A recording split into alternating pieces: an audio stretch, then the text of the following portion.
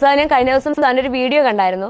So അതിൽ sir പറഞ്ഞത് ശാസ്ത്രം പുരോഗമിക്കുന്നതുകൊണ്ട് അല്ലെങ്കിൽ മൊബൈൽ ഫോൺസിൻ്റെയൊക്കെ ഉപയോഗം കൊണ്ട് നമ്മുടെ കമ്മ്യൂണിക്കേഷൻ കുറഞ്ഞു എന്നാണ് സാർ പറഞ്ഞത്. സാർ ആക്ച്വലി ഇത് തെറ്റല്ലേ? കാരണം ഇന്നത്തെ കാലത്ത് ആ മൊബൈൽ ഫോണിൻ്റെ ഉപയോഗം അല്ലെങ്കിൽ വാട്സപ്പ് ആണെങ്കിലും ഇമെയിൽ ആണെങ്കിലും നമ്മുടെ മനസ്സിലുള്ള ഐഡിയാസ് എല്ലാം തന്നെ നമുക്ക് പെട്ടെന്ന് കമ്മ്യൂണിക്കേറ്റ് ചെയ്യാൻ പറ്റുന്നത് ഇത്തരം ഡിവൈസ് ഉപയോഗിച്ചിട്ടല്ലേ? അപ്പം നമ്മുടെ കമ്മ്യൂണിക്കേഷൻ അത് കൂടുകയല്ലേ ചെയ്യുന്നത്? പിന്നെ എന്തുകൊണ്ടാണ് സാർ അന്ന് അങ്ങനെ പറയാൻ കാരണം? ഞാൻ അന്ന് പറഞ്ഞ കമ്മ്യൂണിക്കേഷൻ ഗ്യാപ്പ് എന്ന് പറയുന്നത് ഇതല്ല. ഞാൻ പറഞ്ഞത് സോഷ്യൽ മീഡിയയുടെ കടന്നുകയറ്റം കൊണ്ട് അല്ലെങ്കിൽ സോഷ്യൽ മീഡിയയുടെ സ്വാധീനം കൊണ്ട് നമ്മൾ തമ്മിലുള്ള വർത്തമാനം പറച്ചിലുകൾക്ക് ഒരുപാട് മാറ്റം വന്നിരിക്കുന്നു. മാതാപിതാക്കൾ മക്കളോട് സംസാരിക്കുന്നില്ല, മക്കൾ മാതാപിതാക്കളോട് സംസാരിക്കുന്നില്ല, അയൽക്കാർ തമ്മിൽ അങ്ങോട്ടും ഇങ്ങോട്ടും സംസാരിക്കുന്നില്ല. ഒരു ട്രെയിനിൽ യാത്ര ചെയ്യുന്ന സമയത്ത് നിങ്ങൾ പോയിരുന്നു നോക്കൂ, തൊട്ടടുത്തിരിക്കുന്ന ആൾ മൊബൈൽ ഫോണിനകത്ത് നോക്കിയിരിക്കുകയാണ്, നിങ്ങൾ ഇരിക്കുന്നത് കാണുന്നില്ല, പരസ്പരം ചിരിക്കുന്നില്ല. ഈ ഗ്യാപ്പാണ് ഞാനന്ന് പറഞ്ഞ ഗ്യാപ്പ്. ഞാൻ വേറൊരു കാര്യം പറയട്ടെ. നിങ്ങൾ ഇതിനകത്ത് സ്വന്തം കൈപ്പടയിൽ ഒരു കത്ത് എഴുതിയിട്ട് എത്ര കാലമായി? അതുപോട്ടെ, നിങ്ങൾ എഴുതിയിട്ട് എത്ര കാലമായി?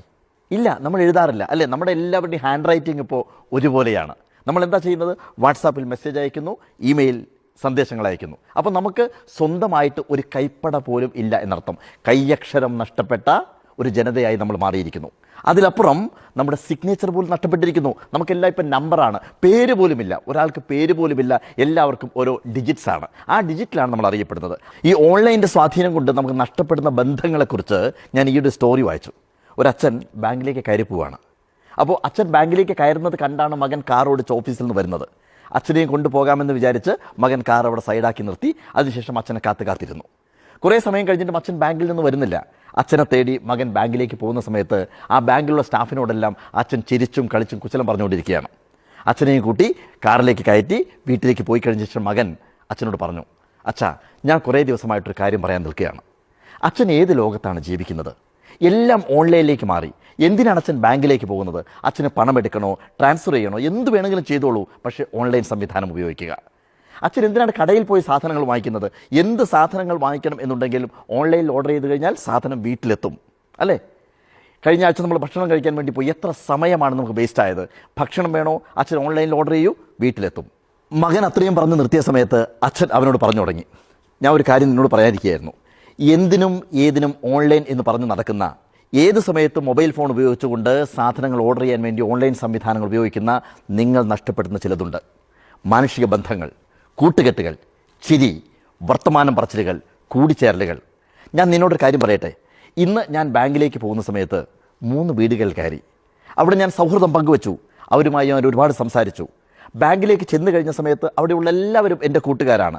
ആ ബാങ്കിലുള്ള എല്ലാ ജീവനക്കാർക്കും എന്നെ അറിയാം, എനിക്ക് അവരെയും അറിയാം. ഒരു കാര്യം കൂടി ഞാൻ മനസ്സിലാക്കുക. കഴിഞ്ഞയാഴ്ച നടക്കാൻ പോയ സമയത്ത് ഞാൻ പാർക്കിൽ വീണപ്പോൾ എന്നെ ഇങ്ങോട്ട് പിടിച്ചുകൊണ്ടുവന്നത് ആ പച്ചക്കറി കടക്കാരനാണ്. കാരണം പച്ചക്കറി വാങ്ങാൻ പോകുന്ന സമയത്ത് അയാളുമായിട്ടുള്ള സ്നേഹബന്ധം, ആ ബന്ധമാണ് ഇത് നിലനിർത്തിയത്. നിങ്ങൾ ഈ ഓൺലൈനിൽ മാത്രം നോക്കി നടക്കുമ്പോൾ നിങ്ങൾ നഷ്ടപ്പെടുത്തുന്ന ഏറ്റവും പ്രധാനപ്പെട്ട കാര്യമെന്ന് പറയുന്നത് ഈ ഹൃദയബന്ധമാണ്, ഈ സ്നേഹബന്ധമാണ്.